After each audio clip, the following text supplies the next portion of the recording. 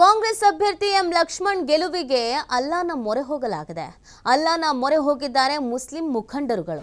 ರಾಜಸ್ಥಾನದ ಅಜ್ಮೀರ್ ಶರೀಫ್ನಲ್ಲಿ ಪ್ರಾರ್ಥನೆಯನ್ನ ಮಾಡಲಾಗಿದೆ.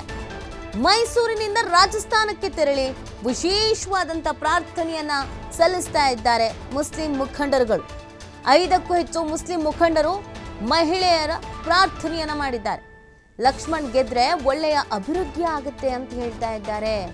ರಾಜ್ಯದಲ್ಲಿ ಉತ್ತಮ ಮಳೆ ಆಗಲಿ ಅಂತ ಕೂಡ ಇದೇ ಸಂದರ್ಭದಲ್ಲಿ ಪ್ರಾರ್ಥನೆಯನ್ನ ಮಾಡಿಕೊಂಡಿದ್ದಾರೆ.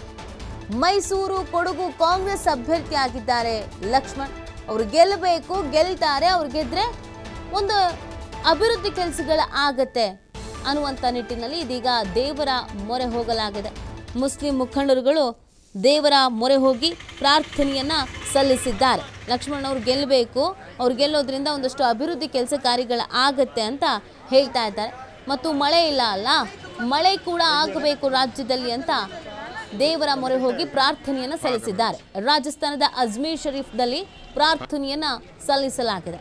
ಒಂದು 5 ಜನ ಮುಸ್ಲಿಂ ಮುಖಂಡರು ಹೋಗಿದ್ರು, ಇಲ್ಲಿಂದ ಪ್ರಾರ್ಥನೆಯನ್ನ ಸಲ್ಲಿಸಿದ್ದಾರೆ.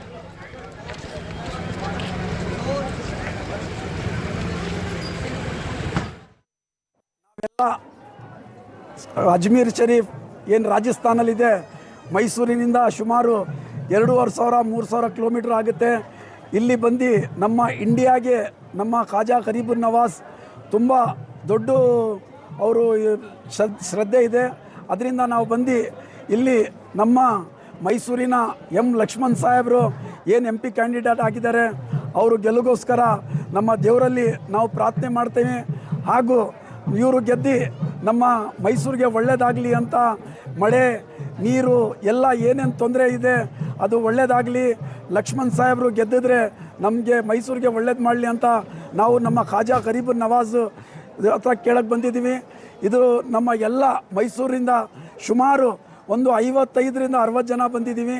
ಬಂದು ಇಲ್ಲಿ ದೇವ್ರ ಹತ್ರ ಕೇಳ್ಕೊತಾ ಇದ್ದೀವಿ, ಎಲ್ಲರಿಗೂ ಒಳ್ಳೇದು ಮಾಡಲಿ. ನಮಸ್ಕಾರ. ಇವತ್ತು ನಾವೆಲ್ಲ ಅಜ್ಮೀರ್ ಶರೀಫ್ ಏನು ರಾಜಸ್ಥಾನಲ್ಲಿದೆ, ಮೈಸೂರಿನಿಂದ ಸುಮಾರು 2500-3000 ಕಿಲೋಮೀಟರ್ ಆಗುತ್ತೆ. ಇಲ್ಲಿ ಬಂದು ನಮ್ಮ ಇಂಡಿಯಾಗೆ ನಮ್ಮ ಖಾಜಾ ಗರೀಬುನ್ ನವಾಜ್ ತುಂಬ ದೊಡ್ಡ ಅವರು ಶ್ರದ್ಧೆ ಇದೆ. ಅದರಿಂದ ನಾವು ಬಂದು ಇಲ್ಲಿ ನಮ್ಮ